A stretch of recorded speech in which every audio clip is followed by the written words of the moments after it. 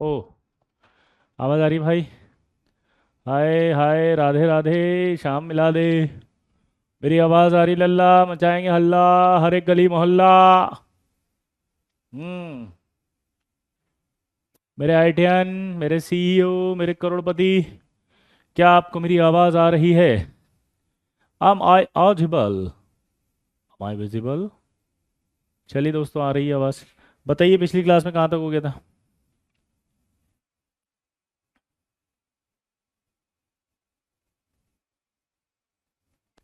हम्म।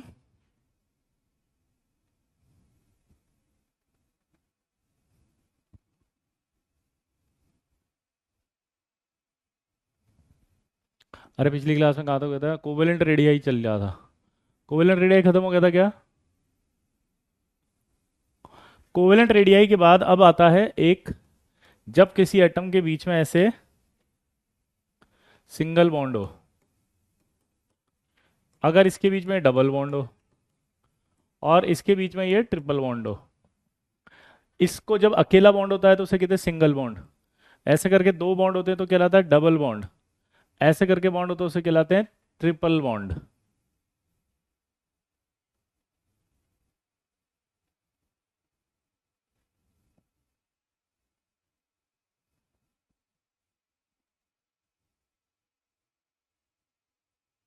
Clear?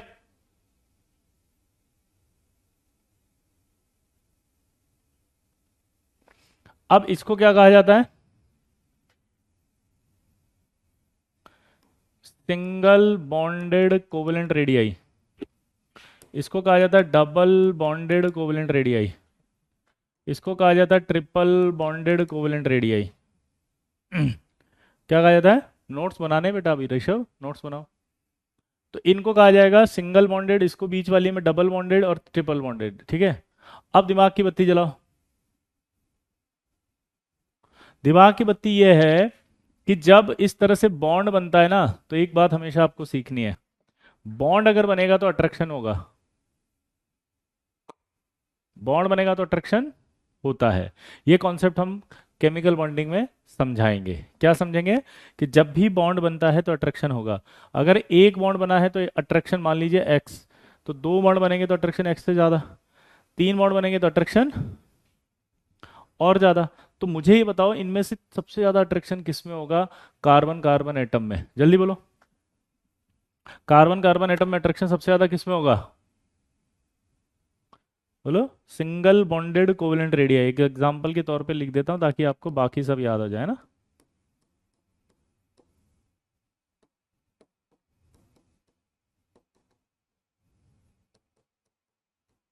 ठीक है?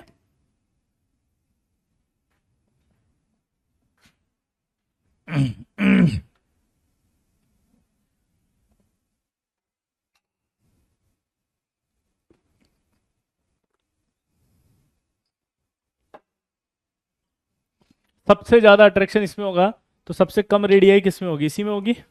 यानी कि सबसे ज्यादा रेडियाई इसकी होगी सिंगल बॉन्ड वाले की। समझ में आ गया? सिंगल बॉन्ड वाला जो होगा उसका अट्रैक्शन सबसे कम होगा, इसलिए सबसे लेंथ इसकी ज्यादा होगी। ट्रिपल बॉन्ड वाले में इन तीनों में सबसे ज्यादा अट्रैक्शन होगा, तो इसका मतलब क्या होगा?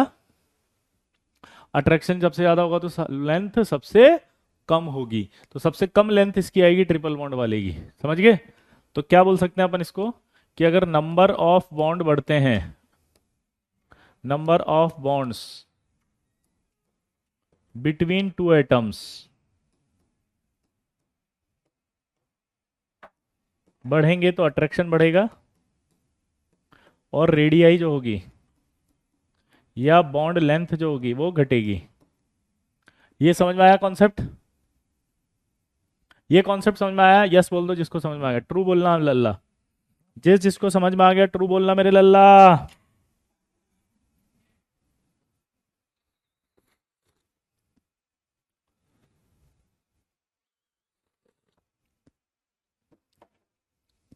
बेटा हरिओम, तुम्हारा साबुन स्लो है क्या? लिख तो दिया ये single bonded covalent radii.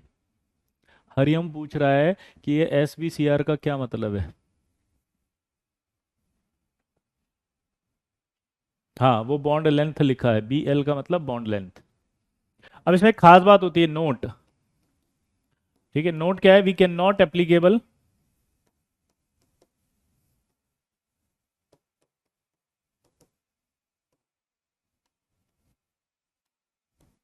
We can not applicable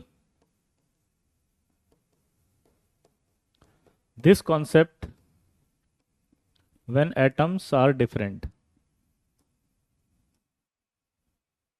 अगर एटम डिफरेंट है, जैसे कि एच एच,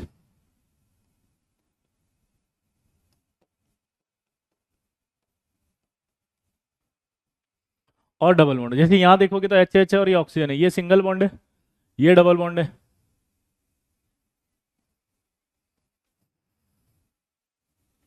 क्या बोला, जल्दी बताओ, बोलो। कैन नॉट एप्लीकेबल की जगह अप्लाई आएगा, हाँ, बोलो। क्या, कि ये एच एच है, सिंगल बॉन्ड है, डबल बॉन्ड है, लेकिन एटम बदल गया, ये हाइड्रोजन है, ऑक्सीजन है। ए मेरे लल्ला, मचा देंगे हल्ला, जल्दी बोल। कि यार यहाँ पर अलग है मेरे दोस्त, ये अलग दोस्त, तो इनमें कंपेयर नहीं कर सकते अब आप, क्योंकि देखो ये फर्स्ट पीरियड का है, ये सेकंड पीरियड का है, सेकंड पीरियड है तो इसका लेंथ तो ज़्यादा ही होगा, तो ऐसे कंपेयर नहीं कर पाओगे, दिस इज गलत। समझ गए, हाँ, होमो होमो में देख सकते हैं सेम टाइप के एटम्स में, यानी कि इनमें कंपेयर कर सकते हो आप। अब बताना जरा कंपैरिजन करके कि N N single bond, N N double bond, N N triple bond, चलो बताओ किसकी रेडियस ज़्यादा। क्वेश्चन पूछा उसने order of covalent radius, C R का मतलब क्या होगा, कोवेलेंट रेडियस, चलो बताओ, जल्दी बताओ।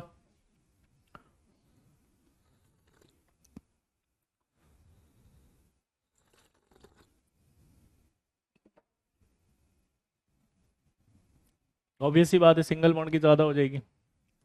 चलो बताओ, ओ ओ डबल बॉन्ड, ओ ओ, अब बताओ किसकी ज़्यादा,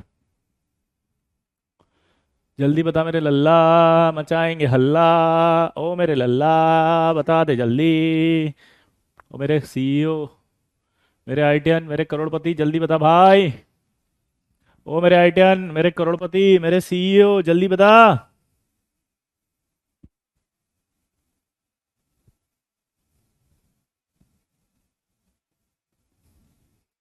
ऑब्वियस सी बात है, सिंगल बॉन्ड की ज़्यादा होगी।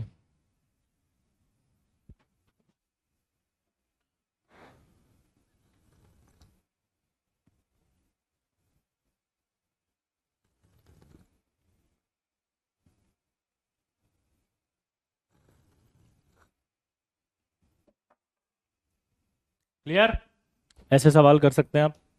तो मेरे हिसाब से आपको, जो बच्चे हमसे नए जुड़े हैं उनको बता दूं, कल हमने एटॉमिक रेडियाई स्टार्ट किया था, और एटॉमिक रेडियाई में हमने ये बोला था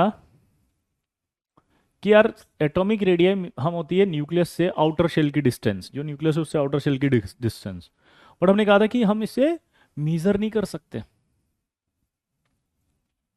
हम मीजर नहीं कर सकते क्योंकि एटम की सर्टेन बाउंड्री नहीं होती। तो हमने कहा था कि फिर एटॉमिक रेडियाई जो होती है वो जिस फॉर्म में एटम पाए जाते हैं उस फॉर्म में निकाली जा सकती है। तो हमने पहला वाला जो पढ़ा था उसमें, वो पढ़ा था फर्स्ट कोवेलेंट रेडियाई, दूसरा मेटल पाए जाते हैं मेटल्स की फॉर्म में, एलिमेंट, तो मेटेलिक रेडियाई हो गई थी। तीसरा आयंस की फॉर्म में पाए जाते हैं तो आयनिक रेडियाई हो गई थी। फिर पाए जाते हैं वो किसकी फॉर्म में बताओ, मॉलिक्यूल्स की फॉर्म में, तो वांडरवाल रेडियाई हो गई थी। तो यानी कि चार तरीके से हमने जो पढ़ा, उसमें पहला तरीका क्या था बेटा दीपिका, वो तो पुराना हो गया था, अब नया टॉपिक आ गया था ना, सिंगल बॉन्ड वाली कोवेलेंट रेडियाई का। शूमेकर स्टीवेंसन तो किसके लिए था, उनके लिए। ये अलग का टॉपिक था आज का, वो अलग था, दोनों डिफरेंट थे, मिक्स मत करो, है ना।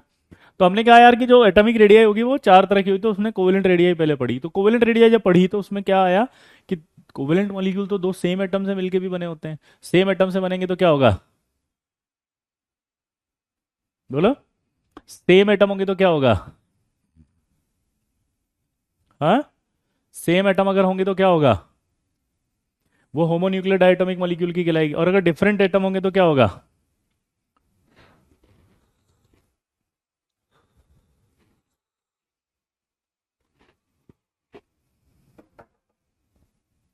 डिफरेंट एटम होंगे तो एक फॉर्मूला बताया। फिर उसके बाद मैंने बोला सिंगल बॉन्डेड कोवेलेंट रेडियाई भी होती है, डबल बॉन्डेड कोवेलेंट रेडियाई भी होती है। अब इसके बाद जो एलिमेंट होते हैं वो मेटल्स की फॉर्म में पाए जाएंगे, तो मेटल्स की फॉर्म में पाए जाएंगे तो उसका नाम होगा मेटेलिक रेडियाई।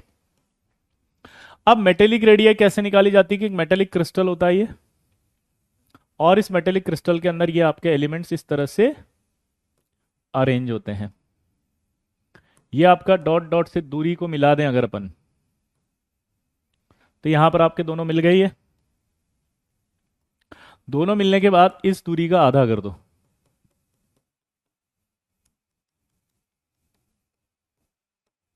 अगर इस दूरी का आधा कर दे तो ये कहलाएगी आर एम, और ये दूरी क्या कहलाएगी, आर एम। और ये पूरा डिस्टेंस होगा मेटल और मेटल के बीच का।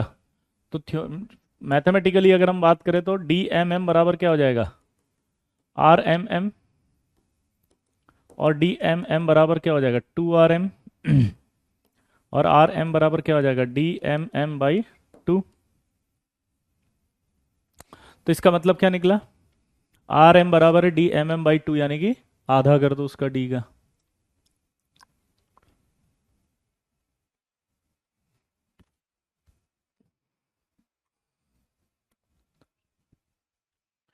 अब सवाल कैसे कैसे पूछेगा एग्जामिनर वो देखो।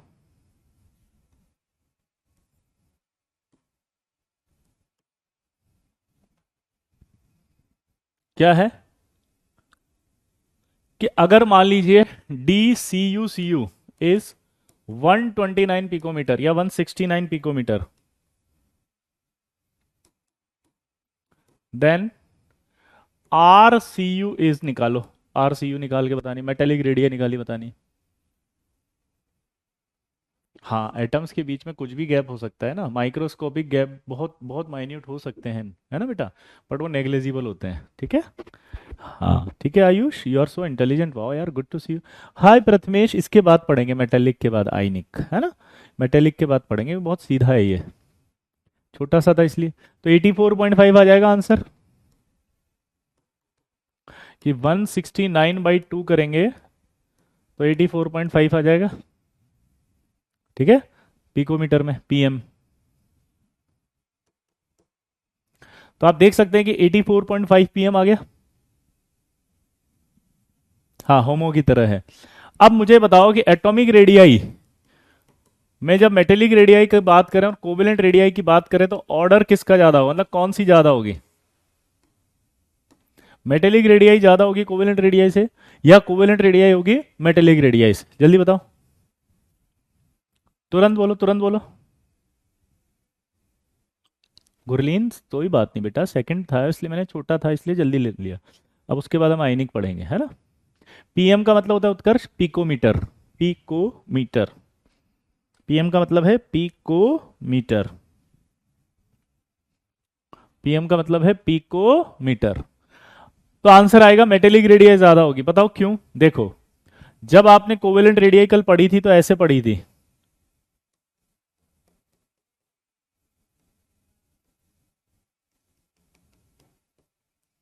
तो आप देखो कहीं ना कहीं जो आपने पढ़ी थी,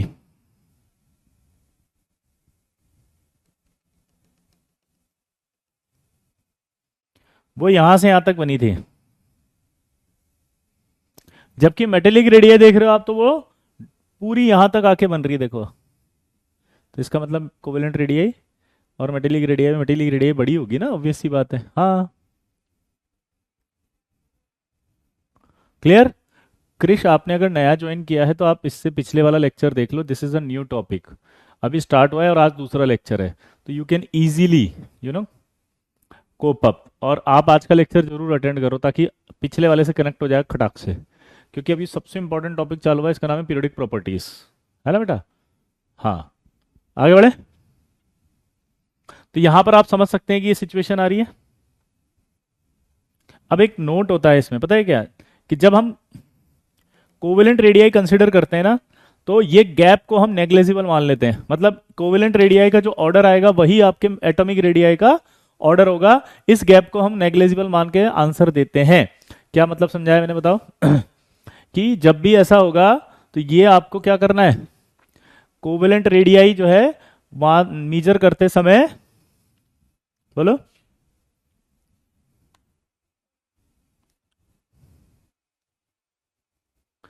कोवेलेंट रेडियाई मेजर करते समय हाँ, इस गैप को नेग्लिजिबल मानना है, ये जो गैप है उसको कंसिडर नहीं करते, यानी जो ऑर्डर कोवेलेंट रेडियाई का होगा वही एटॉमिक रेडियाई का मानना है।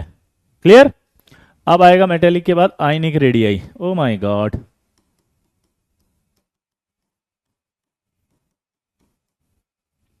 आयनिक रेडियाई में दो तरह की होती है। मुझे बताओ आयन कितने टाइप के होते हैं? मुझे जहां तक याद है एक तो होता है कैटायन, और मुझे याद है जहां तक कि एक होता है एनायन। आई होप एक कैटायन होता है और एक एनायन होता है, आया ना? तो यानी कि मैं ये बोल सकता हूं कि एक तो है कैटायन तो कैटायनिक रेडियाई, और एक एनायन है तो एनायनिक रेडियाई। क्लियर दोस्तों? तो क्या बोलेंगे हम, दो तरह की रेडियाई हम पढ़ने वाले हैं आयनिक रेडियाई में, एक तो कैटायनिक रेडियाई और एक एनायनिक रेडियाई।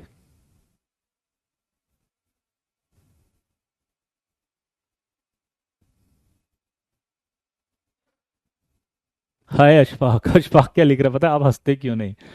भाई क्या दांत निकाल के दे दूं तेरे को? है कि ले चमकाता रहे? अबे हंस तो रहा हूं, और कैसे हंसते हैं? हैं? कौन इस बात पे एग्री कर रहा है बताओ बस, कि ये बोल रहा है कि सर आप हंसते क्यों नहीं? क्या मैं हंसता हूं या नहीं हंसता, ये बताओ, ईमानदारी से बताना।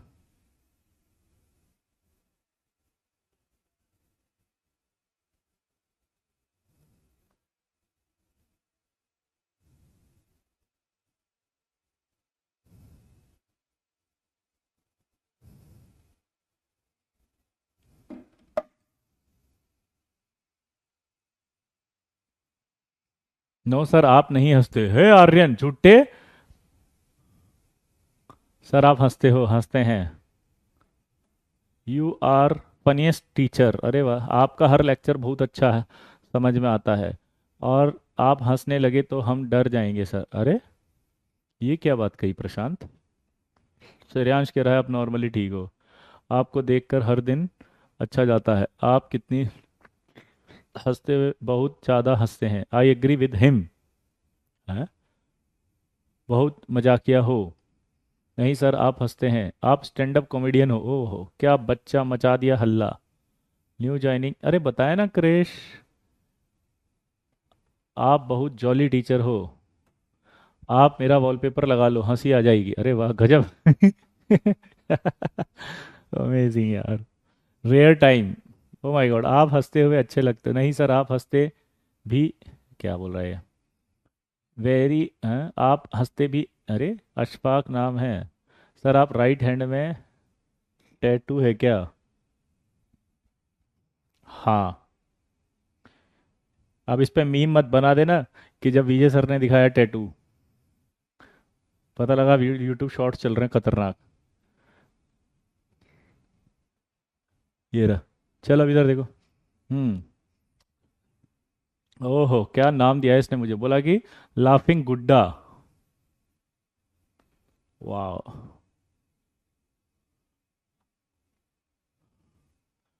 Love you from Amethi, O my God, गजब। आगे बढ़े, चलो काफी सारे बच्चों ने लिख दिया कि हाँ हंसते हैं।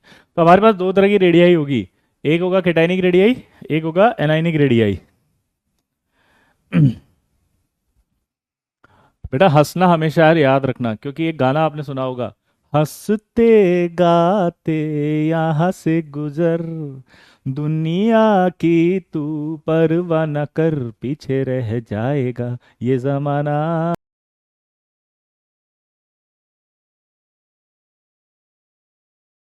सुहाना, यहाँ कल क्या हो किसने जाना। समझा?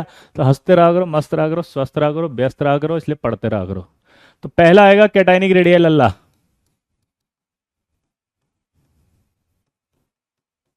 हम्म।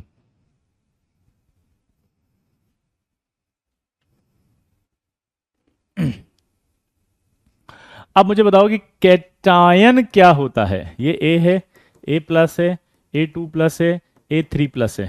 अगर मैं मान लूं इस ए में इलेक्ट्रॉन और प्रोटॉन दोनों ही 10-10 हैं, क्या बोले जल्दी बताओ? हम्म। अगर मैं इसमें 10 और 10 मान लूं तो यहाँ क्या होगा बताओ, ए प्लस करते ही ये 9 होगा, 10 होगा, ये 8 होगा, ये 10 होगा, और ये 7 होगा, और ये 10 होगा। क्लियर? तो यहाँ देख सकते हो ई बाई पी की बात करें तो 10/10 है, ये 9/10 है, ये 8/10 है, और ये 7/10 है। मुझे इतना बताओ किस में प्रोटॉन ज्यादा है?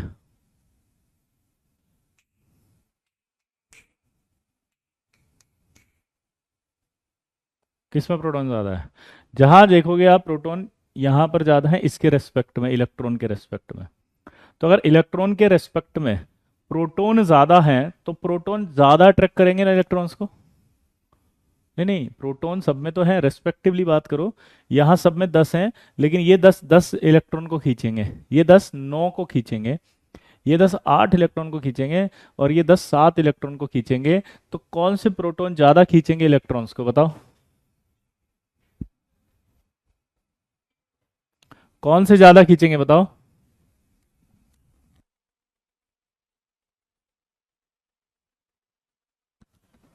बोलो। तो यही ज्यादा खींचेगा अपनी ओर। ये अगर ज्यादा खींचेगा अपनी ओर तो साइज छोटा होगा कि नहीं होगा? तो साइज छोटा होता जाएगा, साइज छोटा होगा तो क्या होगा? इसका साइज बड़ा होगा, इसका साइज छोटा होगा। तो अपन क्या डायरेक्ट बोल सकते हैं, बताओ? कि पॉजिटिव चार्ज अगर इंक्रीज होगा,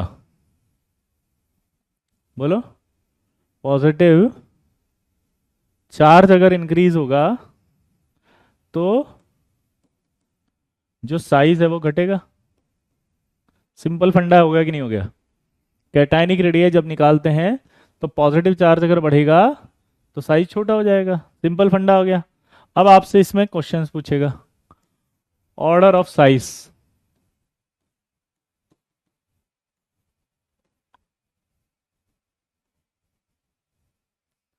ऑर्डर ऑफ साइज की अगर हम बात करें तो क्या होगा? Fe2+ और Fe3+। अब बताओ किसका साइज ज्यादा है, बताओ? वाह Rupali, thank you, oh my god, so sweet Rupali. Rupali ji लिखती है सर आप बहुत अच्छा पढ़ाते हैं, सबसे best. Oh my god, thank you. Fe2+ और Fe+3 में बताओ।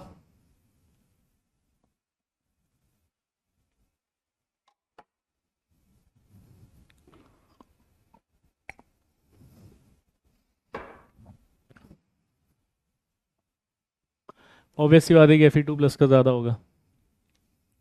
हाँ या ना?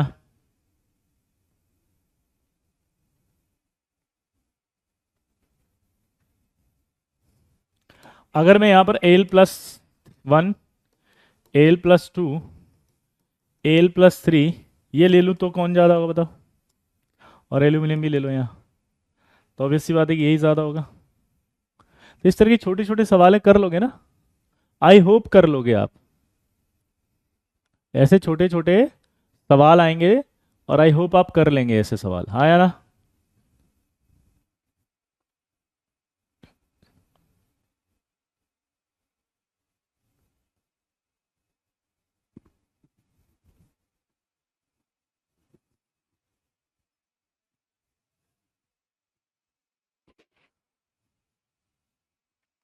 अब आया एनायनिक रेडियाई।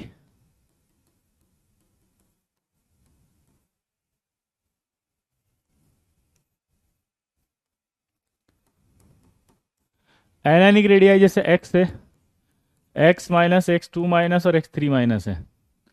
तो अब आप देख के बताओ क्या होगा ये? E/P है।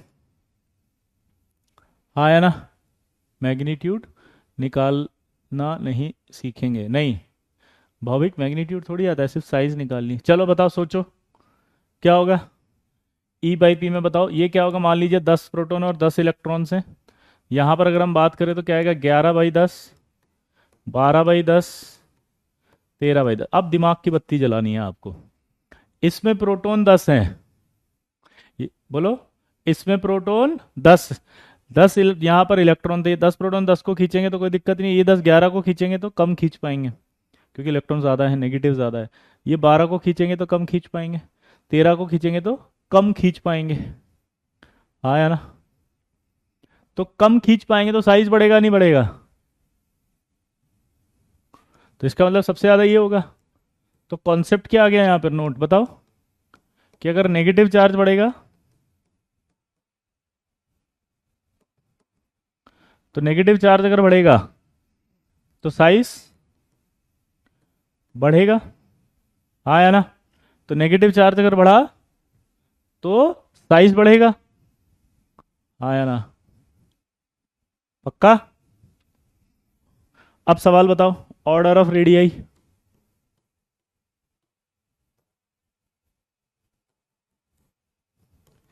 n-2 और n-3। अब बताओ। नहीं, इलेक्ट्रॉन नहीं खींचता बेटा, है ना, न्यूक्लियर चार्ज खींचता है, क्योंकि न्यूक्लियर चार्ज पावरफुल होता है आर्श, है ना। अब किस में ज़्यादा होगा यार हर्ष? कौन है ऐसे मत बोला कर यार, ये तो बहुत गंदी। अरे नहीं, अशरफ ने बोला, सॉरी। कोशिश कर रहा हूँ। अब ठीक है अरशद? अभी ठीक? अब ठीक है अरशद? हम्म।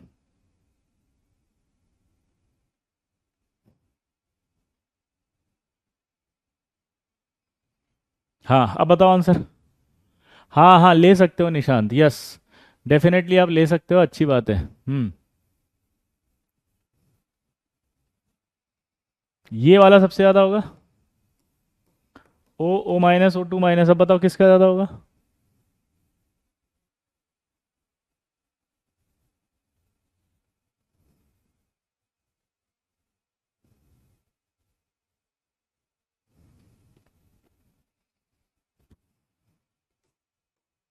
पक्का? तो ऐसे सवाल कर सकते हैं, बहुत सिंपल है। आप गोलू बोलू ही अच्छे लगते हैं, अबे। भाई, इसको कैसे ले हम? दिस इज तारीफ और बेइज्जती, थोड़ा क्लियर करें तो हम उस हिसाब से रिएक्ट करें बे। लिखता है गोलू मोलू ही बहुत अच्छे लगते हैं। वाह यार, थैंक यू, वेरी गुड। हाँ, विजय सर की बुक लेनी है। यस, यस बिल्कुल लेनी है। अमेजोन पे डालोगे तो आपको दिख जाएगी। ठीक है, यस। अमेजोन पे डालोगे तो विजय सर की किताब आपको दिख जाएगी, आप उसे ले सकते हैं, यस। अपन उसको होमवर्क देंगे, लेकिन अभी नहीं देंगे, अभी पहले कंप्लीट कर ले पीरियोडिक, फिर होमवर्क देंगे, ठीक है। बुक का नाम है सिंगेज पब्लिकेशन की है।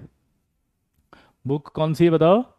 सिंगेज पब्लिकेशन, हाँ, सिंगेज पब्लिकेशन की।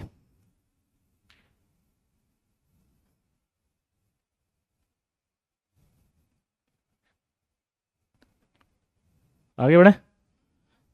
अब एक सीरीज होती है आइसो इलेक्ट्रॉनिक सीरीज।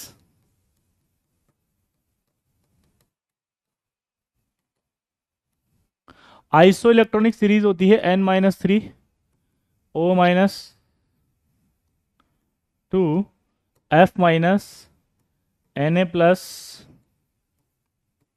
मैग्नीशियम +2 और aluminium +3। Iso electronics fourth edition. कौन सी फोर्थ एडिशन? हाँ।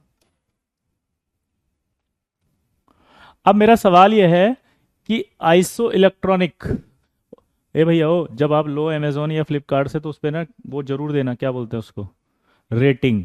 क्योंकि वो रेटिंग से ही ऊपर आएगी, क्योंकि मेरे साथ बहुत चोट हो गया एक बार। एक बार एक बच्चा कहता है कि सॉल्व करनी है, मैंने कहा अच्छा कर लेना। तो बगल वाला क्या कहता है पता है? क्या सॉल्व करना है बे? उसने बोला बुक। तो बगल वाला पता है क्या पूछता है, किसकी किताब है? बोला सर की। तो खट से उसने गूगल निकाला और गूगल निकाल के सर्च किया। सर्च करके देख के मुझे बोलता है सर आपकी किताब तो अच्छी नहीं है। क्लास के अंदर, चलता क्लास में बोल दिया छोरा हमको कि आपका बुक अच्छा नहीं है। हम बोले कहा है? बोला सर इसका गूगल में तो अमेजोन का रेटिंग ही नहीं आ रहा है, कम से कम 5 स्टार में से 4.67 होना चाहिए, तब अच्छा होगा ना। मैंने बोला ई का होता है?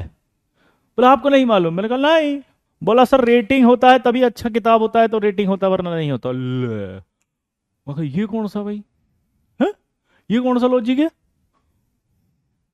तब से मुझे समझ में आया कि भाई आज की जनरेशन रेटिंग पे चल गई, आज वैल्यू तो खत्म हो गई, क्वालिटी तो कोई मतलब ही नहीं है उसको। ये मतलब नहीं कि सवाल कैसे अच्छे हैं कि खराब हैं, उसको सवाल है कि रेटिंग अच्छी है तो अंदर कुछ भी माल हो कोई फर्क नहीं पड़ रहा है। समझे मेरी बात को? रेटिंग अच्छी होनी चाहिए, माल खराब हो कोई दिक्कत नहीं भाई, यहां पर माल की गारंटी, रेटिंग का पता नहीं। लेकिन आप तो देना भाई, पता लगा तुम्हारे जूनियर तो और जनरेशन हाई फाई आएगी। हाँ या ना? तुम्हारे छोटे भाई बहन तो बहुत तगड़े आएंगे, वो तो पहले देखेंगे रेटिंग कितना है इस टीचर का। बोला ये टीचर का रेटिंग नहीं है, he is not capable to teach me. ये क्या पढ़ाएगा भाई, इसका तो रेटिंग ही नहीं है, इसका फॉलोवर ही नहीं है, इसका तो यूट्यूब पे कुछ भी नहीं दिख रहा, ये पढ़ाएगा हमको, इसको क्या मालूम हम कौन हैं। हमने सारा पहले ही 11th कवर कर लिया है पूरा का पूरा, हम एक एनसीईआरटी पढ़ लिया, हम तो यार भन लाएंगे, he is not capable to teach me. अब उसको क्या समझाया भैया? हाँ, अब उसको क्या समझाया बताओ? नहीं समझा सकते आप। हाँ, उसको नहीं समझा सकते कि भैया ए भैया पढ़ लो हमसे यार, हम बहुत अच्छा टीचर हूं इनऑर्गेनिक, बहुत अच्छा पढ़ाएंगे तुमको, तुम्हारा सिलेक्शन हो जा, तुम्हारा रैंक अच्छा आएगा भाई। बोला आपका तो रेटिंग ही नहीं है, आपका रेटिंग नहीं है, आप नहीं पढ़ा सकते, गूगल ने आपको रेट नहीं किया हुआ है, यू आर नॉट कैपेबल। भाई साहब,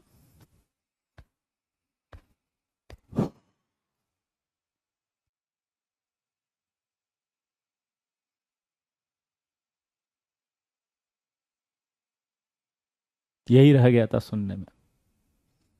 भगवान है कहाँ रे तू,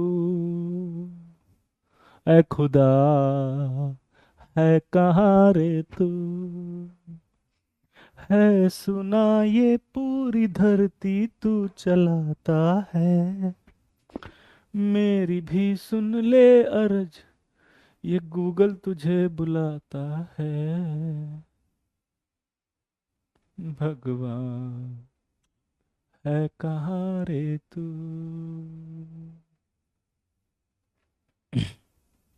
आगे बढ़े, जल्दी बता फटाफट भाई। जिसने नहीं दिया ना रेटिंग, सोच ले उसका एक क्वेश्चन गलत हो जाएगा इनऑर्गेनिक के अंदर।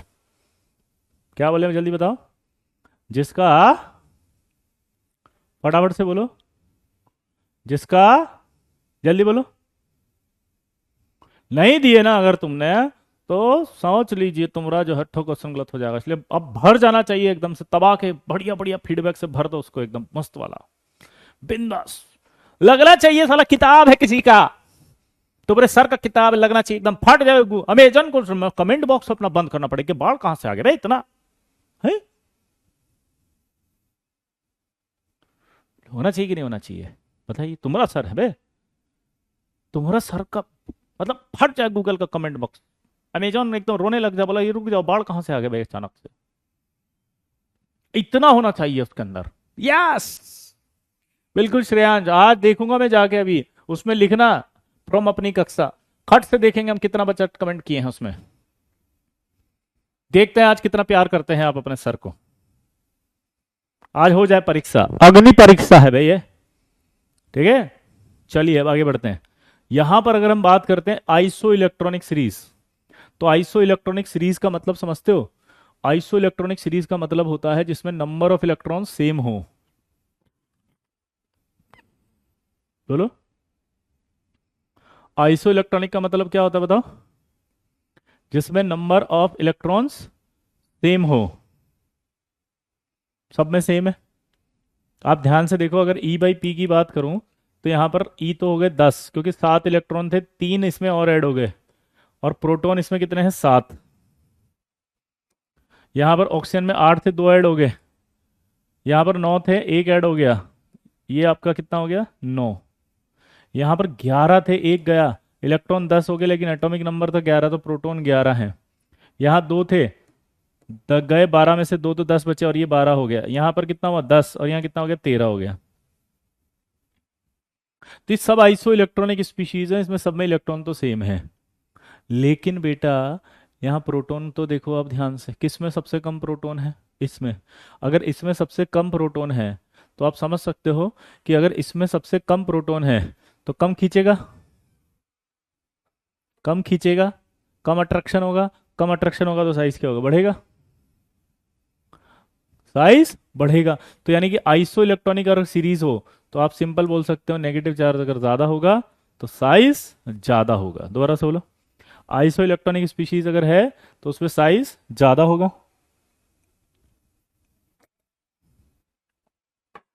आइसो इलेक्ट्रॉनिक अगर स्पीशीज है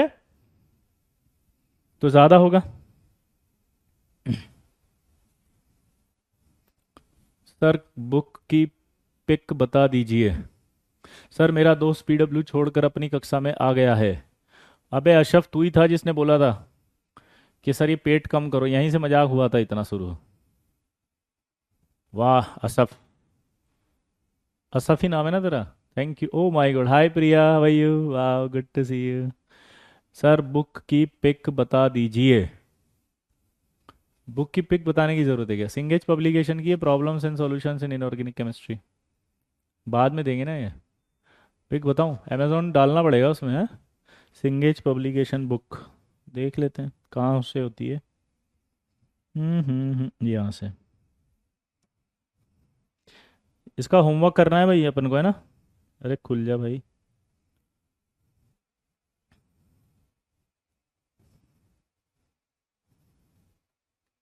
विशाल जोशी सिंगेज बुक।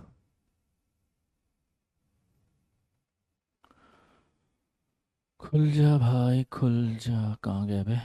हैं? एंटर कहाँ से होगा? एंटर, ये रही।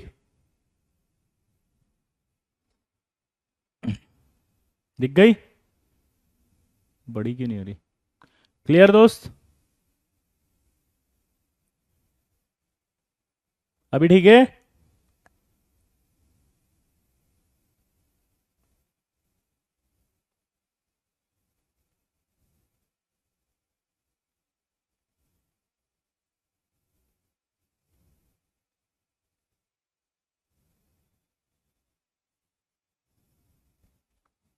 क्लियर?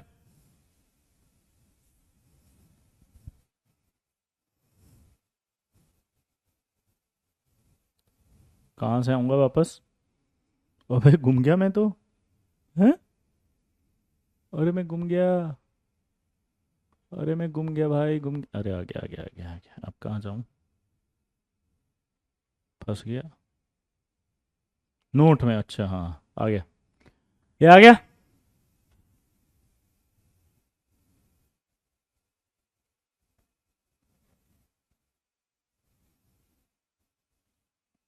आगे बढ़े।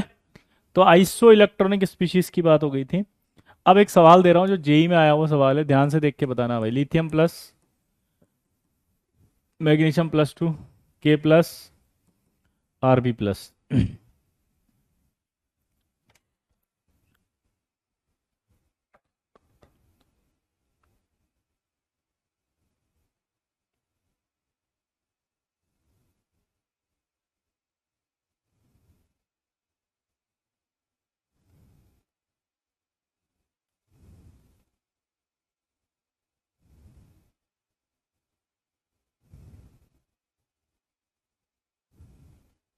रेडियाई, ऑर्डर ऑफ रेडियाई सोचो।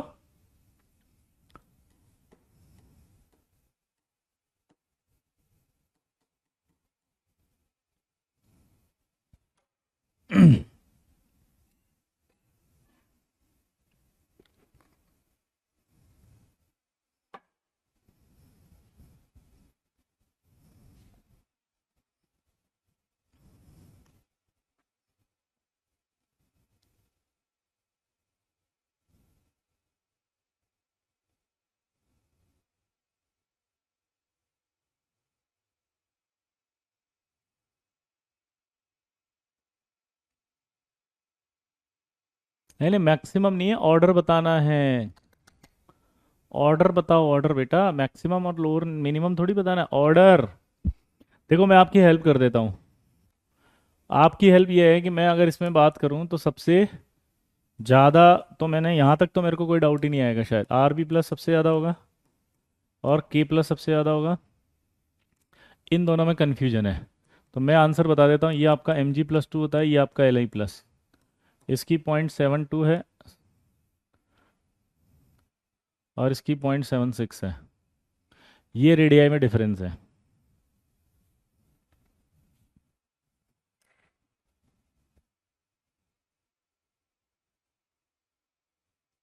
मेरा एक डाउट है, पर डाउट ये है कि यहाँ पर ये डिफरेंस कैसे पता लगा आपको? तो देखो, चार्ज अगर पॉजिटिव ज़्यादा होता है तो साइज छोटा होता है। इसका पॉजिटिव चार्ज ज़्यादा है इसलिए इसका साइज छोटा हुआ है।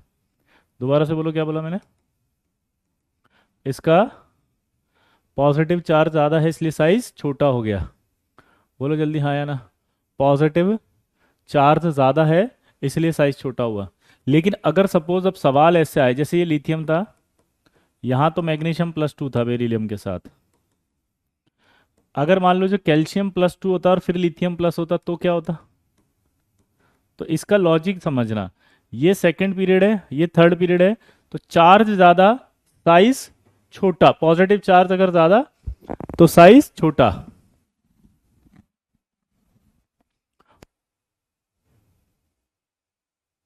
ये आइसो इलेक्ट्रॉनिक थोड़ी है, ये तो क्वेश्चन चेंज कर दिया मैंने अब, गुरिलीन। ये तो बेटा नया क्वेश्चन आ गया, बोला तो था जेई मेन का PYQ है ये। जेई मेन का PYQ है, नया क्वेश्चन है, अब तो चेंज कर दिया क्वेश्चन।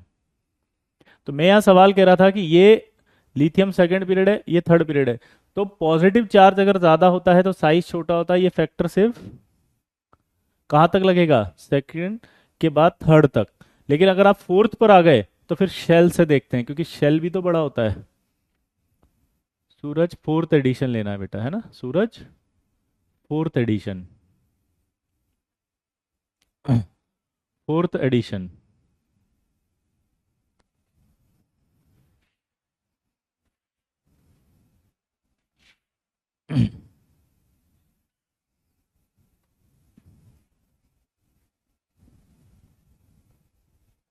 रुबिडियम और सीजियम का कैसे पता लगा? नीचे आएंगे तो साइज बढ़ेगा ना, शेल शेल बढ़ता है तो शेल। रुबिडियम और सीजियम में क्या हुआ? नीचे आने पर क्या बढ़ा? शेल। शेल अगर बढ़ेगा तो साइज बढ़ेगा। क्लियर? समझ में आया लॉजिक? कि अगर मान लीजिए सेकंड पीरियड है तो थर्ड पीरियड तक पॉजिटिव चार्ज अगर बढ़ा तो साइज छोटा है, लेकिन फोर्थ पीरियड आते शेल बढ़ जाएगा, साइज हो जाएगा। ये आपका आएगा। एक सवाल और पूछ रहा हूं अब मैं, नेक्स्ट क्वेश्चन, कि Na+, sorry, Na, Na+, Na2+, Mg, Mg+ और Mg2+। अगर इसमें ऑर्डर पूछूं तो क्या होगा साइज का, बताओ? हम्म अगर मैं इनमें साइज का ऑर्डर पूछूं तो मुझे पता है कि ये ज्यादा होगा। लेकिन जब मैं यहां आ रहा हूं तो इसमें क्या हो रहा है कि ये ऐसे आ रहे हैं, मतलब समझे? यहां से यहां जाने पर साइज बहुत ज्यादा छोटा हुआ, यहां से यहां गए साइज छोटा हुआ, लेकिन जब यहां से यहां गए तो साइज बहुत छोटा छोटा हो गया। तो ये सवाल आ रहा है कि ऐसा क्यों, कि यहां से यहां जाते अचानक से बहुत छोटा हो गया, यहां से आ गया तो नहीं हुआ फिर इतना छोटा, लेकिन यहां से यहां हो गया तो बहुत छोटा हो गया। ऐसा क्या फर्क पड़ा जिसकी वजह से इतना चेंज आ गया साइज में, बताओ?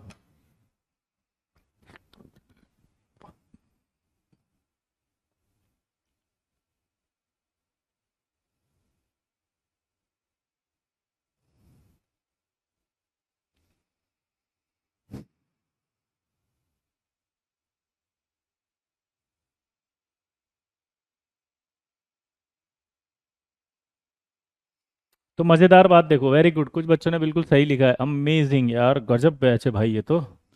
इतना इंटेलिजेंट बच्चों पढ़ा रहा हूँ, मुझे तो यकीन ही नहीं हो रहा। देखो, 1s2 2s2 2p6 3s1।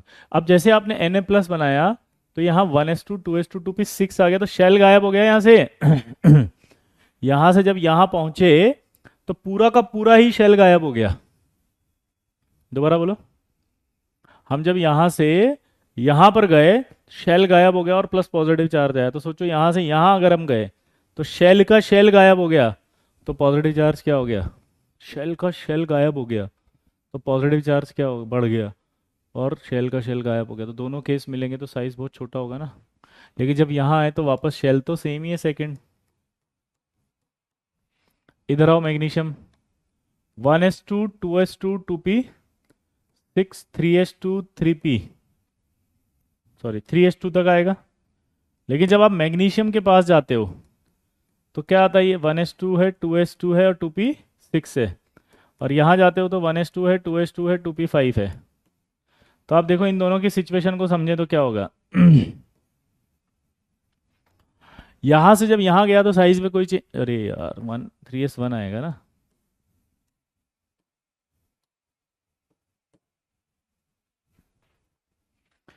यहां से जब अपन यहां गए,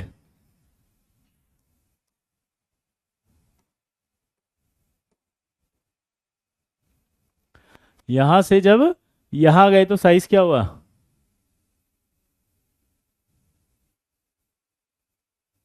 शेल में कोई चेंज नहीं आया। यहां से आगे तो शेल चेंज हो गया, छोटा हो गया। ये एरो डबल आएगा कि नहीं आएगा, क्योंकि साइज जबरदस्त हो गया, शेल गायब हो गया। ठीक है। हाँ तो ये इसलिए इतना डिफरेंस आया। अगला अब जो आएगा वो आएगा वांडरवाल रेडियाई। वांडरवाल रेडियाई कुछ नहीं होती, देखो बहुत आसान है। गैशियस मॉलिक्यूल की बात करें, जैसे एक मॉलिक्यूल है ये और ये दूसरा मॉलिक्यूल है, तो आपको ये दो मॉलिक्यूल नजर आए कि नहीं आए, जल्दी बोलो। अरे दो मॉलिक्यूल दिखे नहीं दिखे।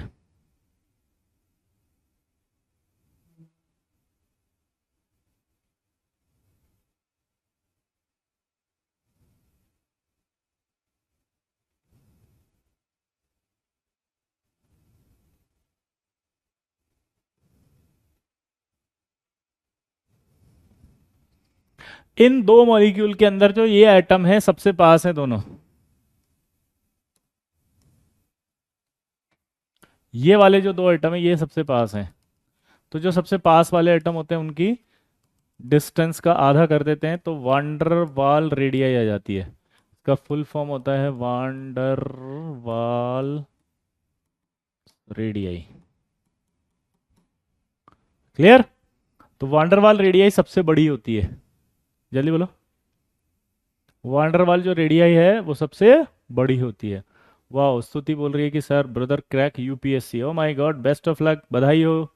स्तुति कॉन्ग्रेचुलेशन, है सेलिब्रेशन। ठीक है। क्लियर। वांडरवाल रेडियाई जो होती है वो किस में पाई जाती है, गैशियस मॉलिक्यूल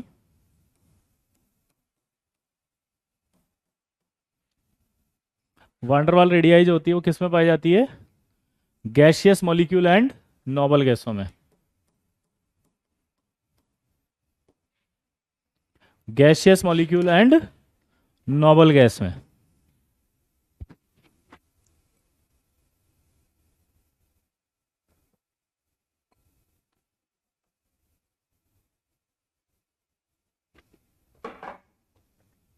स्तुति कह रही है कि मेरा भाई आपका चेला था। अरे वाह, थैंक यू। मुझसे पढ़ा था क्या स्तुति?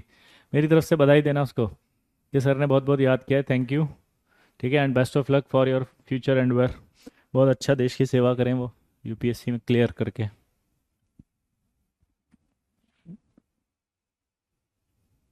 नोबल गैस नॉन आइडियल होती है ना बेटा, अट्रैक्शन होता है सब में। गैसेस आइडियल तो होती नहीं है ना। तो ये आपकी वो हो गई। तो आपने क्या पढ़ा अब, चार चीजें पढ़ी आपने, पूछो क्या। हम्म,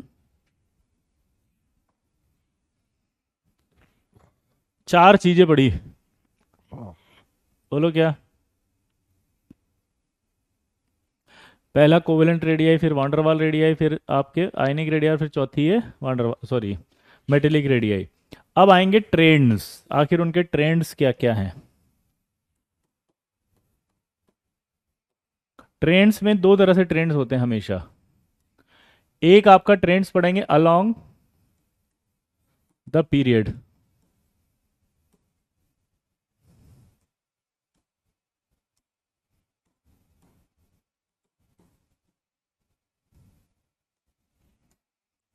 अलोंग द पीरियड। अब देखो, अगर हम कहें lithium, beryllium, boron, carbon, nitrogen, oxygen, fluorine और नियॉन, अगर आप इधर ध्यान से देखें तो लेफ्ट से राइट जाने पर पीरियड की बात कर रहे हैं, जल्दी बताओ। लेफ्ट से राइट जाने पर, आपको याद है अपन ने पढ़ा था जेड इफेक्टिव बढ़ता है। अगर लेफ्ट से राइट जाएंगे और जेड इफेक्टिव बढ़ेगा, अगर लेफ्ट टू राइट जाएंगे और जेड इफेक्टिव बढ़ेगा, तो सोचो क्या होगा।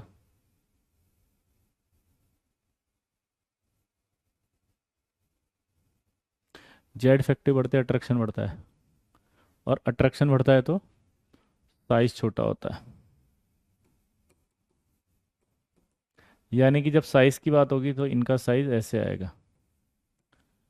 इसका मतलब समझे आप, अगर रेस्पेक्टिव पीरियड की बात करें तो अल्कली मेटल्स का साइज सबसे ज्यादा है। किसका ज्यादा है? Alkali metals. बट अगर नोबल गैस आ गई तो फिर नोबल गैस का ज्यादा है। दोबारा से बोलो। अगर फिर नोबल गैस आ गई तो नोबल गैस का ज्यादा है।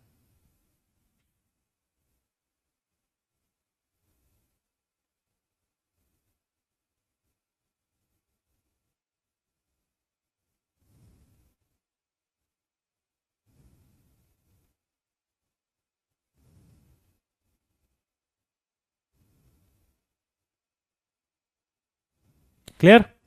तो अगर आपसे पूछूं कि अल्कली मेटल्स अपने अपने अपने रिस्पेक्टिव पीरियड में ज्यादा रखती है, हाँ। लेकिन अगर बोले क्या नोबल गैस सबसे ज्यादा रखती है, हाँ। दोनों स्टेटमेंट सही है। नोबल गैस का सबसे ज्यादा क्यों होगा बताओ? क्योंकि अभी अभी पीछे पड़ा है, वंडरवाल रेडियाई पाई जाती है, और वंडरवाल रेडियाई सबसे बड़ी होती है, देखो। हाँ, नोबल गैसों का एल्कली मेटल से भी ज्यादा होगा। ये लो, ठीक है। नोबल गैसों का अपने अपने रिस्पेक्टिव पीरियड में सबसे ज्यादा होगा, हाँ या ना? Van der Waals radii. तो ये आ गया आपका ट्रेंड, किस में आया? Along the period. अब आएगा, बोलो, ट्रेंड डाउन द ग्रुप।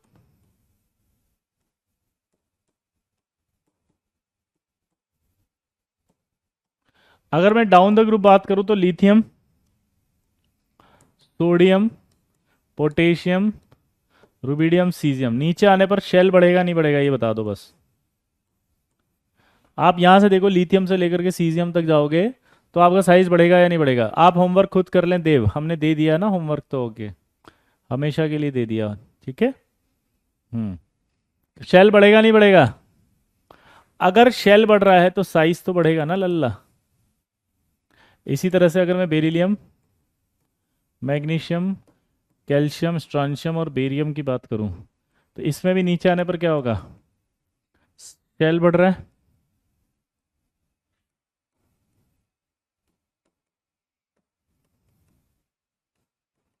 तो साइज बढ़ेगा।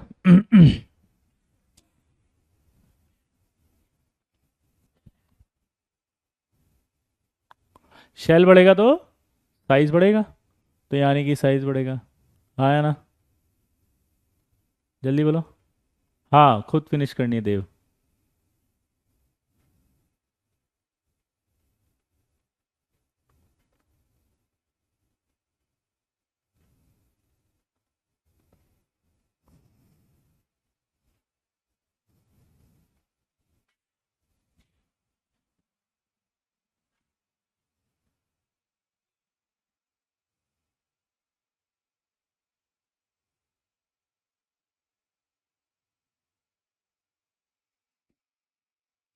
क्लियर? जनरल केमिस्ट्री की शीट का होमवर्क खुद करना है। वो बार बार पूछ रहा था तो मैंने बोल दिया, जबकि मैं तो पहले ही दे चुका हूँ होमवर्क, ये तो है ना। जनरल केमिस्ट्री का होमवर्क होमवर्क दे चुका हूँ, ये आपको पूरा करना है, ठीक है। चलिए आगे बढ़े भाई। यहाँ तक तो समझ में आ गया, लेकिन अब आएगा मजा। अब भी मजा आएगा बिडू। 13th ग्रुप की बात कर रहे हैं हम। बोरोन, एल्यूमिनियम, गैलियम, इंडियम और थेलियम।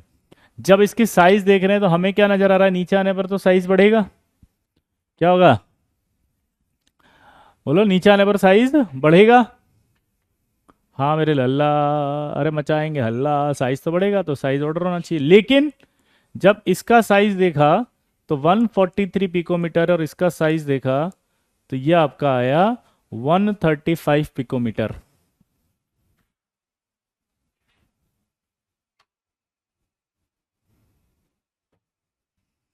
अब ध्यान से देख के बताओ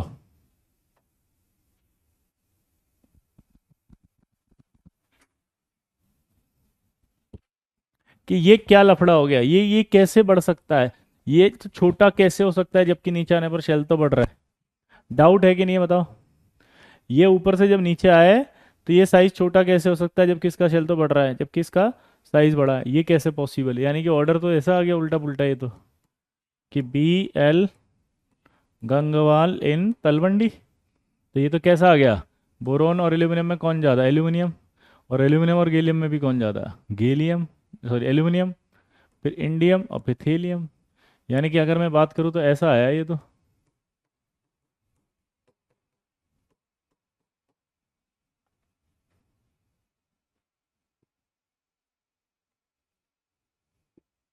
अब ये ऐसा कैसे आया वो समझते हैं।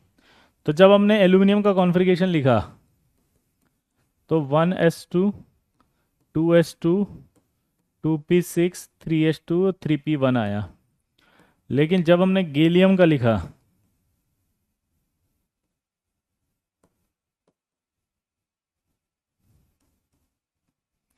तो 1s2 2s2 2p6 3s2 3p6 4s2 और 3d10 4p1 आया।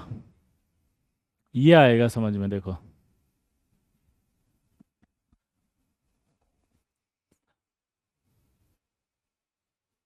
नहीं, अभिनव हमने कोई असाइंड नहीं किया है अभी पीरियोडिक क्लासिफिकेशन का होमवर्क, ठीक है।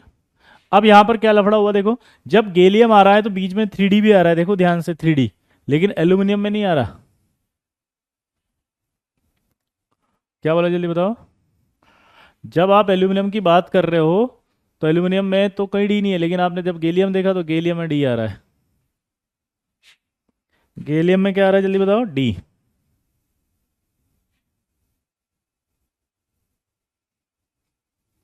आया ना। अब इस डी के आने से फर्क क्या पड़ता है ये समझना पड़ेगा आपको। हमने जनरल केमिस्ट्री जब पढ़ी थी तो शील्डिंग इफेक्ट का ऑर्डर पढ़ा था।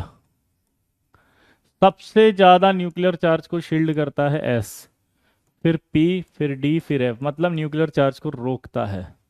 सबसे ज्यादा रोकने की पावर क्या है, एस की। एकदम खड़ा हो जाता, बोला मेरी लास्ट पे से गुजरना पड़ेगा जाने से पहले, तो इसलिए उसको कोई जा नहीं सकता। अब जब आप एल्यूमिनियम की बात कर रहे हैं और गैलियम की बात कर रहे हैं तो गैलियम के अंदर जो न्यूक्लियस में डी पहले आ गया बीच में ये, और डी में 10 इलेक्ट्रॉन आए तो न्यूक्लियस में भी 10 प्रोटॉन बढ़े। आउटर शेल एस और पी, 10 प्रोटॉन बढ़ेगा तो उनका अट्रैक्शन बाहर की तरफ आएगा। 10 प्रोटॉन अगर बढ़ेंगे तो उनका अट्रैक्शन बाहर की तरफ आएगा, और अगर उनका अट्रैक्शन बाहर की तरफ आएगा तो डी की शील्डिंग पावर का में रोक नहीं पाएगा, इसलिए सीधा आउटर शेल पे जाएगा। अभी आउटर शेल पे जाएगा तो क्या करेगा, आउटर शेल को अपनी ओर खींचेगा। ये आउटर शेल पर जाएगा और ये आउटर शेल को अपनी ओर खींचेगा। अगर आउटर शेल को खींचेगा तो उसका साइज क्या होने लगेगा, छोटा, साइज छोटा हो जाएगा। और जब साइज छोटा हो गया तो उसका साइज छोटा होकर एल्यूमिनियम से भी कम हो जाता है, ठीक है। तो यहां पर रीजन आप क्या लिखोगे, ऐसा क्यों हुआ? इसका सिंपल रीजन है due to poor shielding effect of 3D subshell. Poor shielding effect of 3D subshell.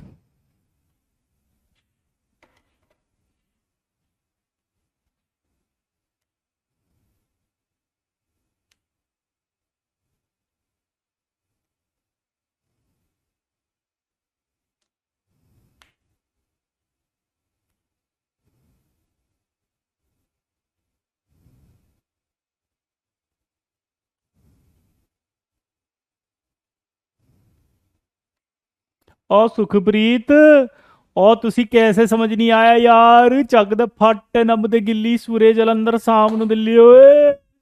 ओए ऐसे कैसे कर दिया ओए सुखप्रीत। ओ 1.25 लाख से एक लड़ावा। ओ चिड़िया संग में बाज लड़ावा। ओ ता गुरु गोविंद सिंह के अलावा। ऐसे कैसे नहीं आया ओए। पहले आप इसको लिख लो आराम से, फिर दोबारा समझा दे तसल्ली से। चलो लिखो।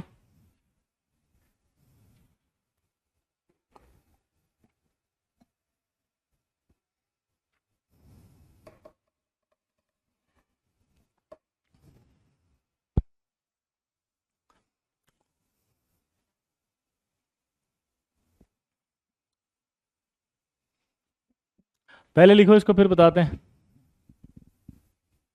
जी ऋषभ, बिल्कुल देंगे, होमवर्क देंगे, हाँ। पहले लिखो फटाफट। ओए मोहम्मद, ओए फील नहीं आ रही। ओए आएगी फील, चिंता मत करो ओए। ओए ऐसी पढ़ा रहे हैं यार।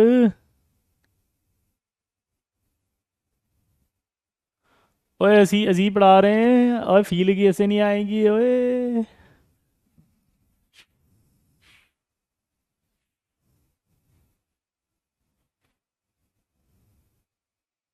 ओए ऐसी पंजाबी में नहीं पढ़ा सकते ओए। ओए तुसी ऐसे ना बोलो यार।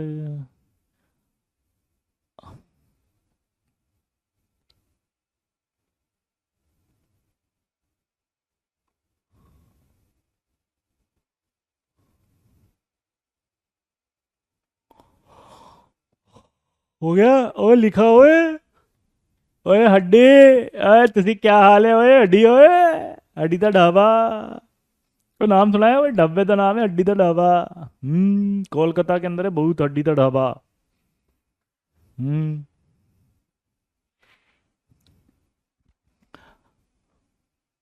हाय प्रिया, केमन आछो। भालो, भालो भालो, मौछी भात खा लो। हम्म। आमी बोंगाली। आमी बोंगाली। हाय डियो, कैसे हो। वाओ।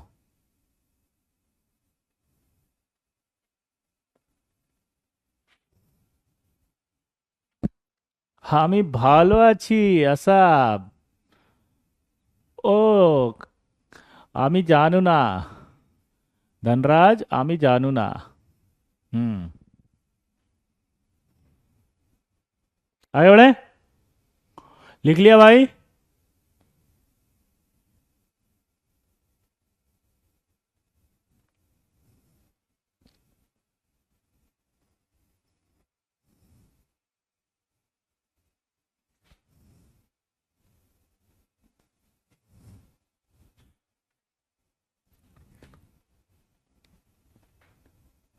अरे बोल भाई, बोल भाई। अब इसको समझते दोबारा से आराम से दूसरे पेज पे। क्या मैं एल्यूमिनियम का कॉन्फ़िगरेशन लिख सकता हूँ। हाँ।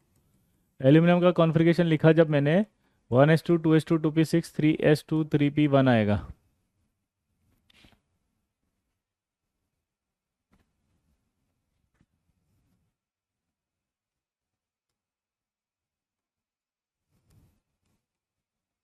ये, लेकिन जब मैं गैलियम का लिखता हूँ तो आएगा 1s2 2s2 2p6 3s2 3p6 और 3d10 4s1, sorry 4s2 4p1।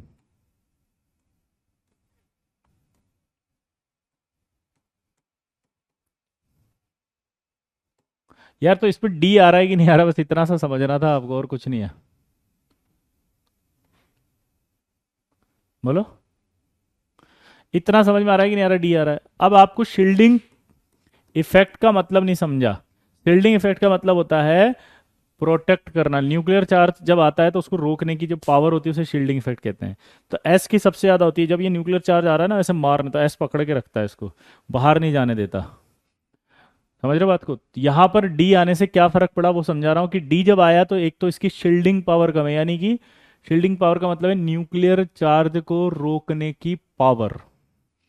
Nuclear charge हमेशा आउटर शेल के इलेक्ट्रॉन्स को अपनी ओर खींचता है, ये उसकी पावर है न्यूक्लियर चार्ज की, कि वो हमेशा आउटर शेल के इलेक्ट्रॉन को अपनी ओर खींचेगा। अब उस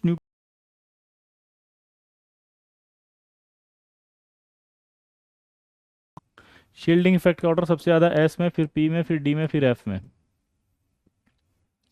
किस में होता है सबसे ज़्यादा? किस में होता है? एस में, पी में, डी में और एफ में।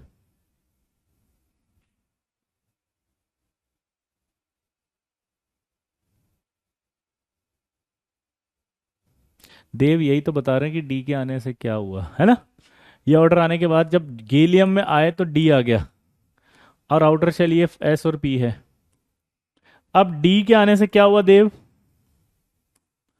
डी में 10 इलेक्ट्रॉन होते हैं, तो जितने इलेक्ट्रॉन बढ़ते हैं उतने प्रोटॉन भी तो बढ़ेंगे देव।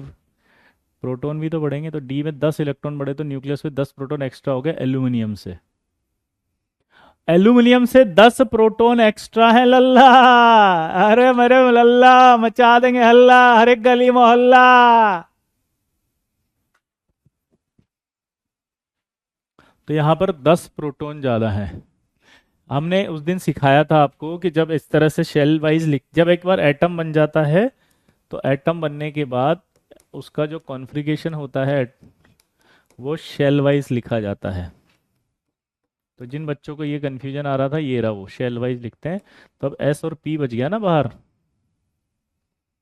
तो एस और पी बाहर है, आउटर शेल है, ये न्यूक्लियस है, ये डी आ गया, 10 प्रोटॉन थे 10 आ गए, एस और पी आउटर शेल है, 10 इलेक्ट्रॉन के 10 प्रोटॉन आया। 10 प्रोटॉन आते ही 10 प्रोटॉनों का न्यूक्लियर चार्ज बढ़ेगा। एस, एस पे इलेक्ट्रॉन नहीं कह रहा हूँ, एस तो बाहर है ना डी के, समझ रहे हो? कंपैरिजन एल्यूमिनियम से हो रहा है। एल्यूमिनियम के पास जब आउटर शेल है तो वो एस और पी है, लेकिन जब गैलियम में आए तो गैलियम में जो एस और पी है उसके बीच में डी है, और डी में 10 इलेक्ट्रॉन है तो न्यूक्लियस में 10 प्रोटॉन है, तो वो अट्रैक्ट करेगा। लेकिन डी उसके जो न्यूक्लियर चार्ज है उसको रोक नहीं पाएगा। डी उसके न्यूक्लियर चार्ज को रोक नहीं पाएगा, रोक नहीं पाएगा, तो ये अट्रैक्शन सीधा कहाँ लग रहा होगा? आउटर शेल पे। तो आउटर शेल को अपनी ओर खींचेगा नहीं खींचेगा ऐसे? बोलो। आउटर शेल पे लगेगा तो आउटर शेल को खींचेगा कि नहीं खींचेगा ऐसे? और अगर आउटर शेल को खींचेगा तो साइज छोटा होगा कि नहीं होगा, बताओ?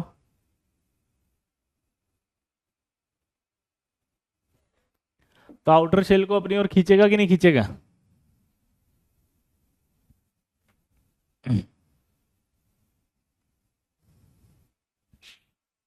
खींचेगा तो साइज छोटा होगा कि नहीं होगा, इसलिए इसका साइज छोटा हो जाता है। ठीक है, तो ये ऑर्डर आता है साइज का, अब समझ में आ गया? अब यहाँ एक सवाल है, कार्बन फैमिली में भी ऐसा ही होगा क्या? इसका ऑर्डर बताओ साइज।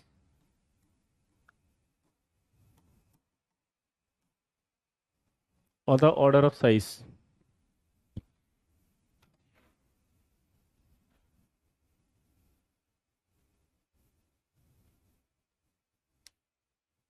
सर आज आप जल्दी जाने देना, नई दृष्टि।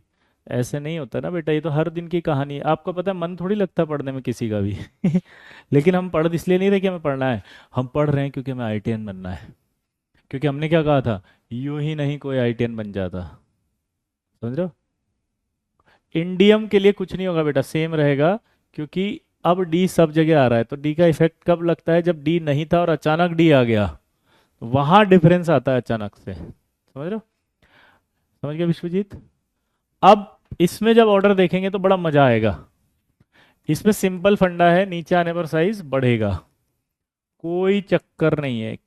मत पड़ो किसी चक्कर में, कोई नहीं है टक्कर में।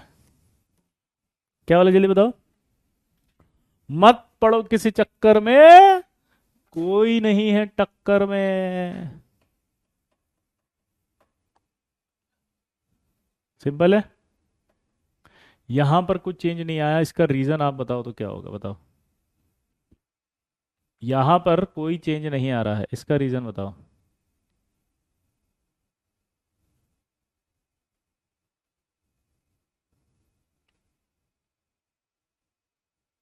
जी सूर्यांश, बिल्कुल।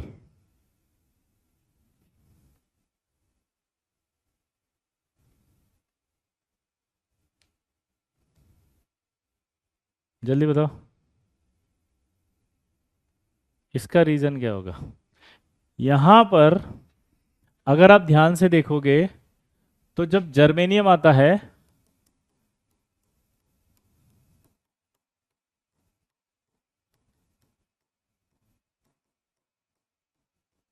तो पहले 4p1 था, 4p2 हो गया। ये डी के उतने ही प्रोटॉन है, लेकिन यहाँ इलेक्ट्रॉन बढ़ गया एक एक्स्ट्रा। पहले वहां पर एक था, गैलियम में देखो एक ही था यहाँ पे, गैलियम में यहाँ पर क्या था, एक। लेकिन जब यहां देखें,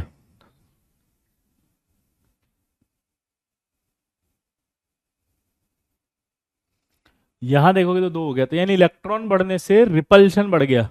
रिपल्शन बढ़ गया, इसलिए क्या हुआ, अब वो अट्रैक्शन उसको छोटा नहीं कर पाएगा।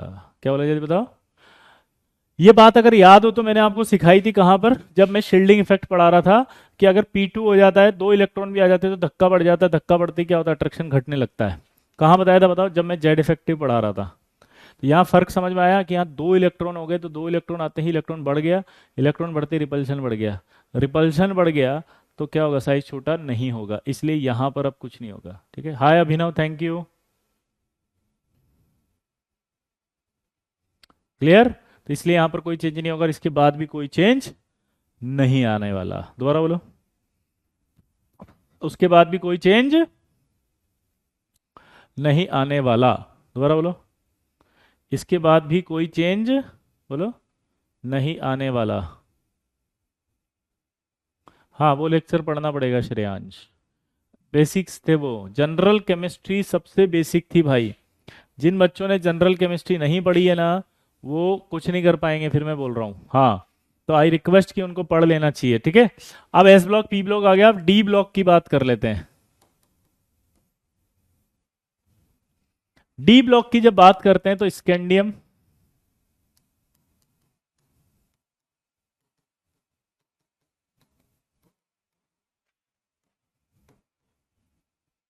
तो ये आएगा order. What will be our next chapter? वाह जतिन, केमिकल बॉन्डिंग।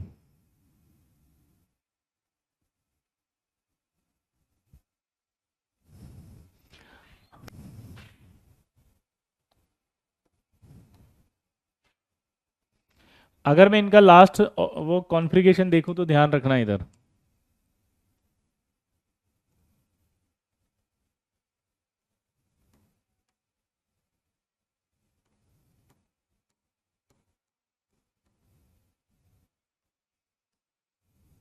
इनका लास्ट का कॉन्फ़िगरेशन याद है सबको?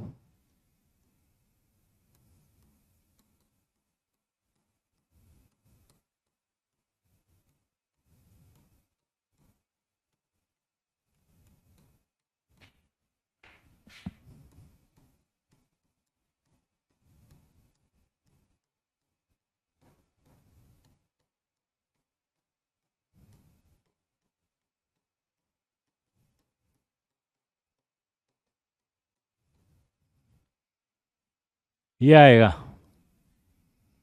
अब आपको लेफ्ट से राइट की बात कर रहे हैं तो ये मजा आ गया। देखो लेफ्ट से राइट जाएंगे ना यहाँ से, तो पता है क्या हो रहा है, जेड इफेक्टिव बढ़ेगा शील्डिंग इफेक्ट से, जिससे साइज क्या होगा, छोटा। यहाँ से यहाँ तक क्या होगा, जेड इफेक्ट और शील्डिंग इफेक्ट इक्वल होगा। ठीक है, इसलिए साइज जो होगा वो ऑलमोस्ट बराबर होगा। यहाँ से यहाँ जब जाएंगे तो जेड इफेक्ट कम हो जाएगा शील्डिंग इफेक्ट से, इसलिए साइज जो होगा वो बढ़ेगा।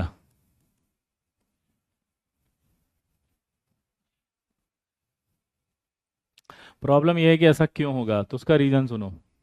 सब में डी आ रहा है पक्का, डी आ रहा है तो 10 आपके प्रोटॉन आ रहे हैं पक्का।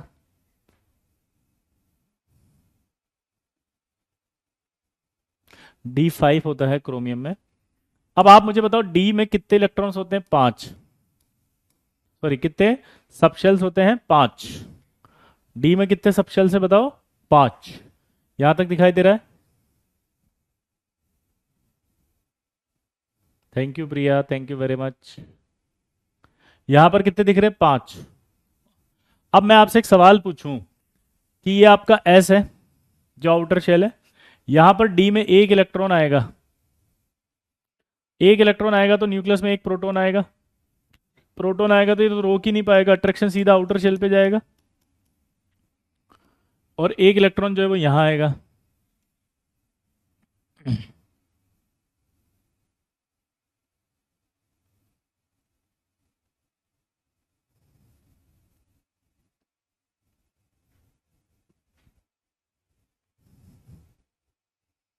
एक इलेक्ट्रॉन जो है वो यहां आएगा।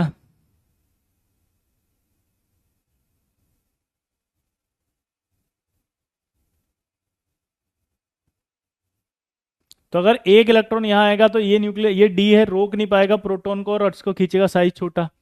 यहां D2 आएगा, D2 आएगा तो दिमाग लगो, डी में इलेक्ट्रॉन जाएगा, यहां प्रोटॉन आएगा, डी रोक नहीं पाएगा इसलिए अट्रैक्शन बाहर जाएगा, फिर से छोटा। D3 आएगा तो फिर से होगा, D3 आएगा तो क्या होगा, वापस से खींचेगा इसको, साइज छोटा। D4 आएगा फिर से खींचेगा, D5 आएगा फिर से खींचेगा। तो कंटिन्यूसली अट्रैक्शन बढ़ रहा है, साइज छोटा होता जा रहा है। ये बात समझ में आई कि नहीं आई? कंटिन्यूसली अगर आप देखोगे तो यहां से यहां जा रहा है तो ये साइज छोटा होगा कि नहीं होगा? कंटिन्यूसली वहां जा रहा है तो साइज छोटा होगा कि नहीं होगा?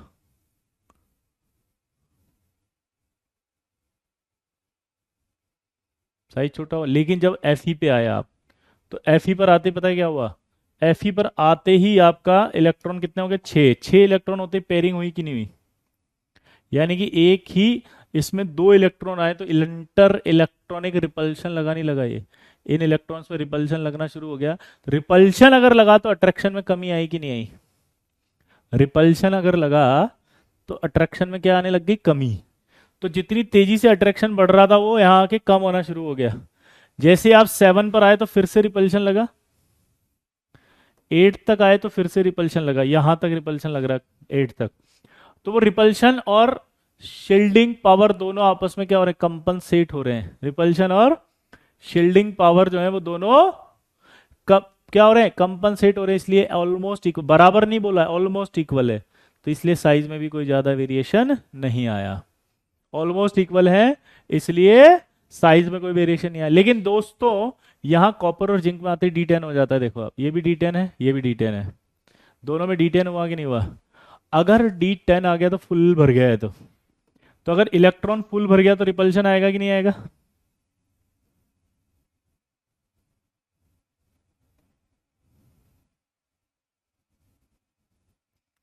अगर फुल भर गया तो रिपल्शन आएगा कि नहीं आएगा?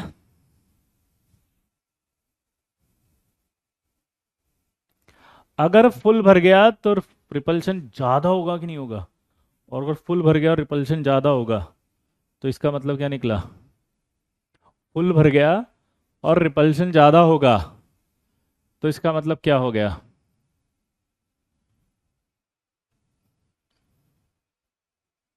फुल भर गया और रिपल्शन अगर ज्यादा हो गया तो शील्डिंग इफेक्ट बढ़ गया और साइज बढ़ गया, इसलिए साइज बढ़ जाता है। तो ये आपको डी ब्लॉक में सिर्फ इस सीरीज में आपको क्या ध्यान रखना है कि जब फर्स्ट ट्रांजिशन सीरीज की बात करें, इसको कहा जाएगा first transition series, first transition series या 3D सीरीज।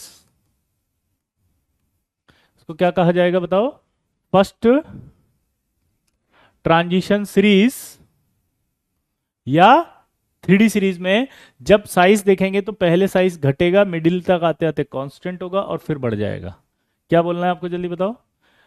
इधर से इधर जाएंगे तो साइज छोटा होगा, मिडिल तक कांस्टेंट रहेगा, और फिर उसके बाद जिंक, कॉपर जिंक में आते थे बढ़ जाएगा।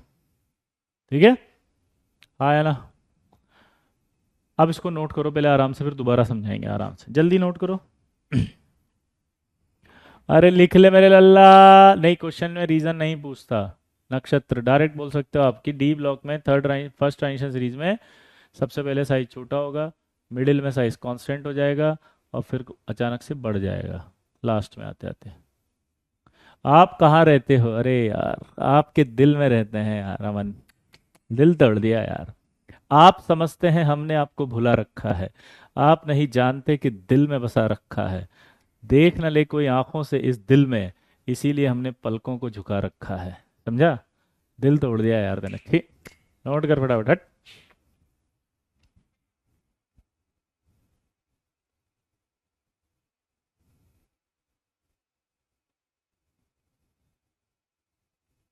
इसीलिए मैं बोल रहा हूँ, जिन बच्चों को ये जेड इफेक्टिव नहीं समझ में आ रहा, शील्डिंग इफेक्ट क्या बोल रहे हैं, उन लोगों से हाथ जोड़कर निवेदन है, जनरल केमिस्ट्री जाके पढ़ो, उसमें जेड इफेक्टिव नाम का एक टॉपिक है, उस टॉपिक को पढ़ो। पूरा पूरा नहीं पढ़ सकते तो सिर्फ जेड इफेक्टिव वाला ही पढ़ लो। दोबारा से बोलो, पूरा अगर नहीं पढ़ सकते, जल्दी बोलो, तो सिर्फ जेड इफेक्टिव वाला ही पढ़ लो पूरा। अभी सिर्फ जेड इफेक्टिव की जरूरत पड़ने वाली है हर जगह। आयनाइजेशन एनर्जी में भी आएगी। क्या बोला, जल्दी बताओ। आयनाइजेशन एनर्जी के लिए भी जरूरत आएगी।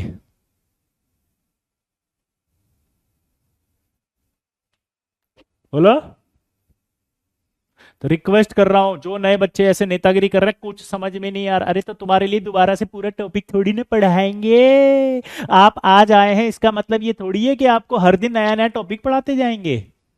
रिक्वेस्ट, आपकी जिम्मेदारी बनती है, ये आपकी जिम्मेदारी बनती है कि आप क्लास को स्मूथ चलाएं, आपको समझ में आए। तो आपको मैंने जनरल केमिस्ट्री करके 11th क्लास में पढ़ाया है, उसमें एक टॉपिक पढ़ाया है शील्डिंग इफेक्ट, जेड इफेक्टिव। वो जाएं और अच्छे से याद करके आए प्लीज। अगर आपने वो टॉपिक अच्छे से पढ़ लिया तो ये कॉन्सेप्ट में कुछ भी नहीं है, ऐसे ही समझ में आने लग जाएंगे। तो क्योंकि इनका बेसिक्स अपन वहां क्लियर कर चुके हैं। ठीक है, अब इसको पहले तो याद कर लिया कि मिडिल तक जाते हैं तो साइज छोटा होता है। उसके बाद आपने क्या याद किया कि मिडिल में आते कांस्टेंट होता है और फिर अचानक से छोटा हो जाता है। क्लियर, हाँ या ना।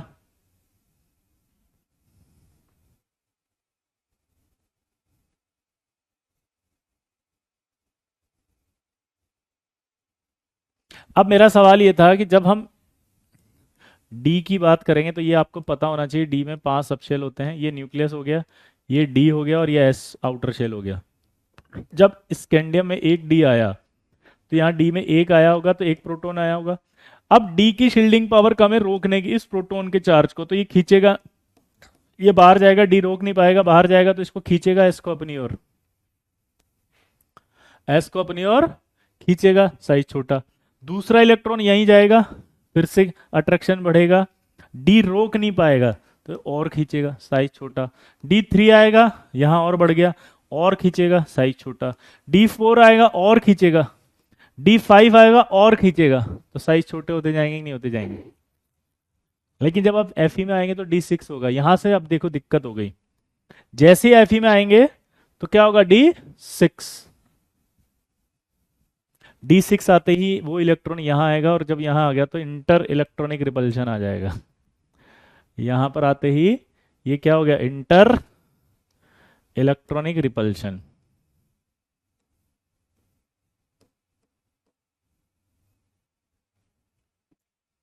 क्या आ जाएगा यहां, इंटर इलेक्ट्रॉनिक रिपल्शन। यहां तक क्लियर हुआ। तो इंटर इलेक्ट्रॉनिक रिपल्शन इस अट्रैक्शन को घटाएगा, और अट्रैक्शन अगर घटेगा तो सीधा कहां जाएगा, वो बाहर की तरफ।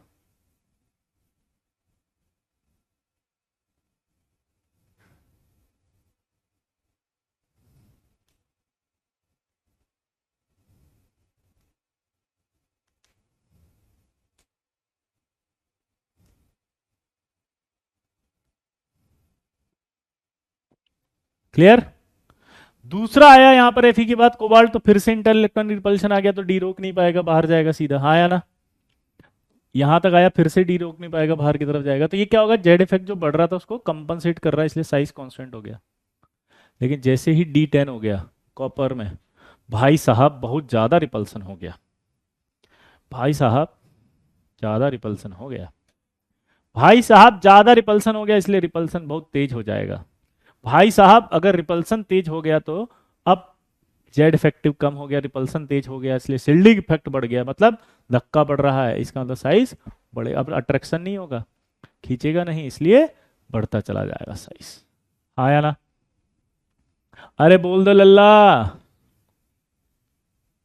मचाएंगे हल्ला। अब तो आई होप समझ में आया होगा, इसको पढ़कर आएंगे, प्रॉमिस करिए लल्ला। ओ मेरे लल्ला, मचाएंगे हल्ला, हरे गली मोहल्ला। सर आप क्लास को इंक्रीज कर दो। भाई इंक्रीज कैसे करें, 3 केमिस्ट्री चल रही है, 11 तो आराम से पढ़ी जाती है धीरे धीरे। समझ गया? यस।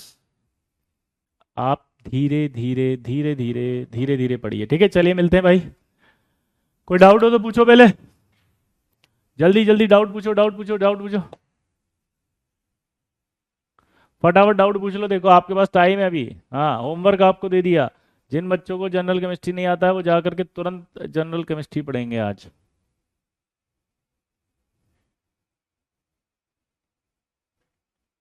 ठीक है, बाय बाय।